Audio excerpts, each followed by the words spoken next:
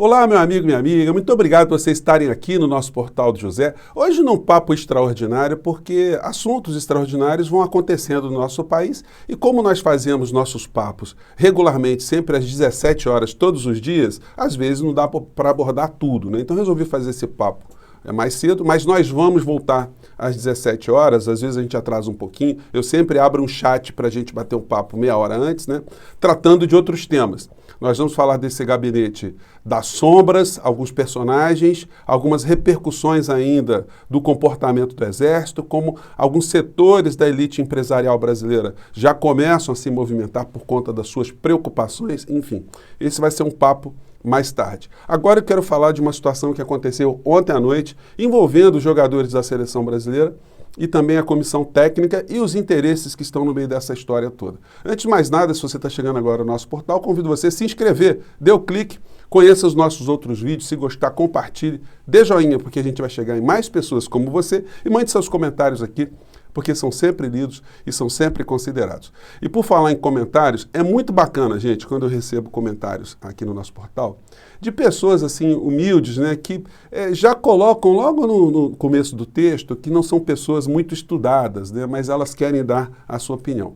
Eu recebi um comentário do Sebastião Pereira, quero mandar um grande abraço para ele, a gente vê ali que ele se esforçou para colocar o seu pensamento, onde ele dizia, no texto dele, né, que nunca pensou que nós pudéssemos ter um presidente assassino. Pois é, Sebastião, eu também nunca pensei que eu pudesse me referir a um presidente da República como assassino. Isso aí não é um xingamento vulgar, né? Não é como a gente chama o cara aleatoriamente de ladrão, vagabundo, preguiçoso. Não. Quando a gente vê alguém que está governando na direção da morte, a gente não tem como chamar essa pessoa de outro nome. E não adianta as pessoas ficarem chateadas conosco por estarmos fazendo esse tipo de atestado, porque são fatos. E cada vez mais esses fatos estão extrapolando o nosso país e por isso que está acontecendo essa situação envolvendo a seleção brasileira de futebol e comissão técnica. Gente, o assunto aí não é só futebol. Nós não vamos falar só de futebol, isso está além do futebol. Nós estamos falando de política, estamos falando de sistema de governo, estamos falando de dinheiro, de contratos, da imagem do nosso país, do comportamento político de atletas, enfim, tem muitas situações no meio dessa história toda. E no fato específico, o que nós já podemos adiantar é que a seleção brasileira explodiu com a Copa América.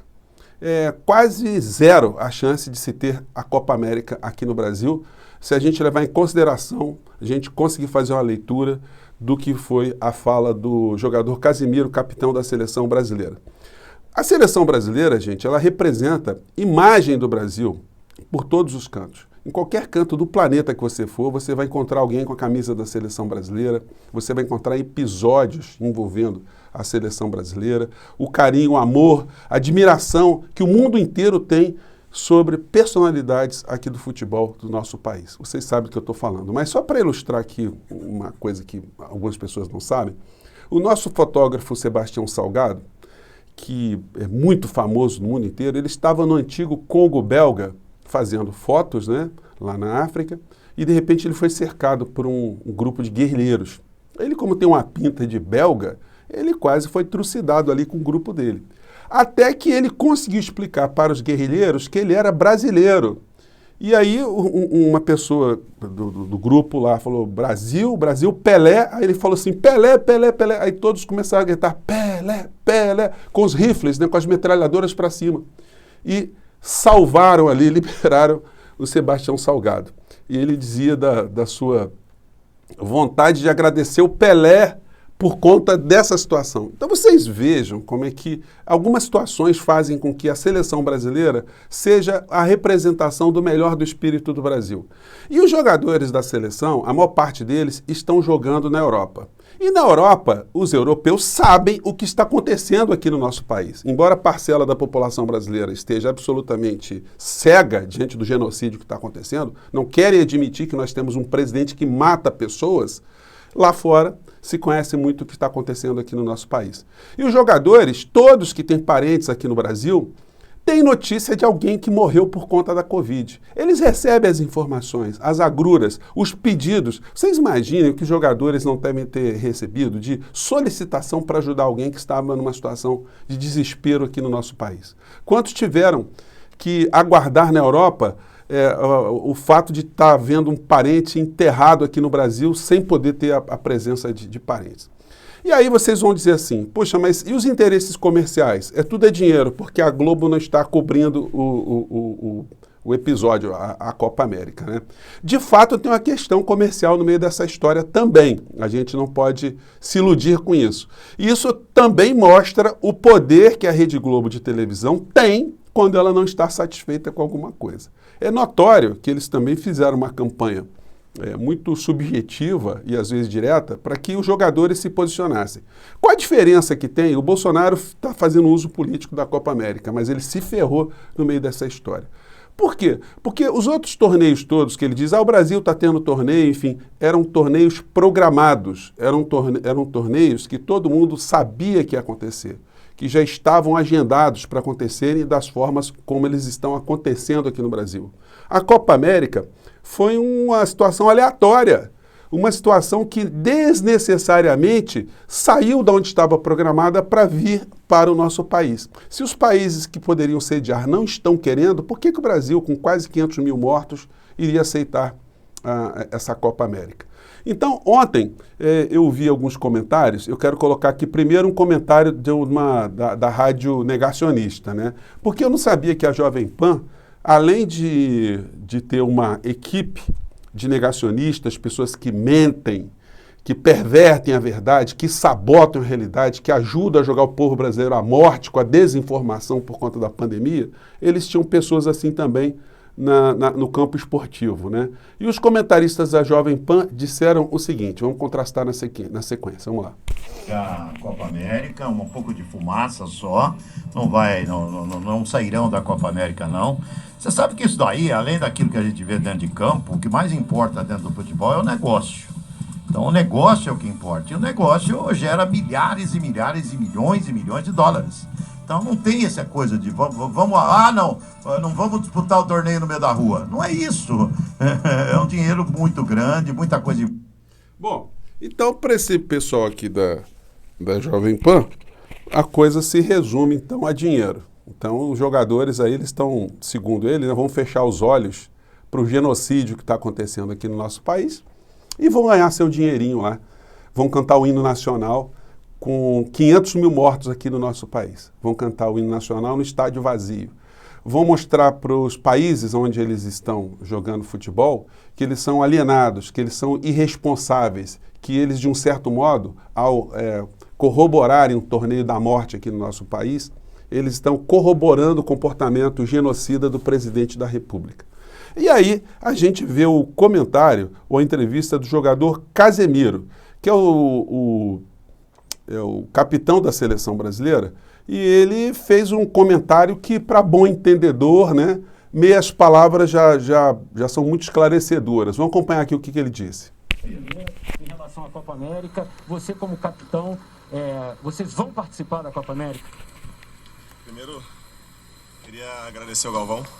Para mim é um prazer ouvir a palavra dele. Uma pessoa que é um ícone, não só para mim, mas para toda a minha família. Uma pessoa que minha família inteira tem um carinho imenso. Cresci escutando, narrando os jogadores do meus ídolos. Então, para mim é um prazer. Muito obrigado. Assim, não podemos falar do assunto. Todo mundo já sabe qual é o nosso posicionamento. Mas não vamos falar desse assunto porque... Eu não sei o seu posicionamento, Casemiro. Desculpa, assim. Nosso posicionamento todo mundo sabe. Acho que está mais claro, impossível. A gente deixou claro para todo mundo qual é o nosso posicionamento e o que nós pensamos da Copa América. Existe respeito, existe hierarquias que temos que respeitar. Claro que queremos dar a opinião nossa, rolou muitas coisas, mas existe respeito e, infelizmente... Vocês vão falar depois do jogo contra o Paraguai? Queremos falar porque não queremos desviar o foco, porque a Copa do Mundo para nós é isso para nós é a Copa do Mundo. Hoje ganhamos o jogo de Copa do Mundo, é importante para nós, mas queremos falar, expressar nossa opinião.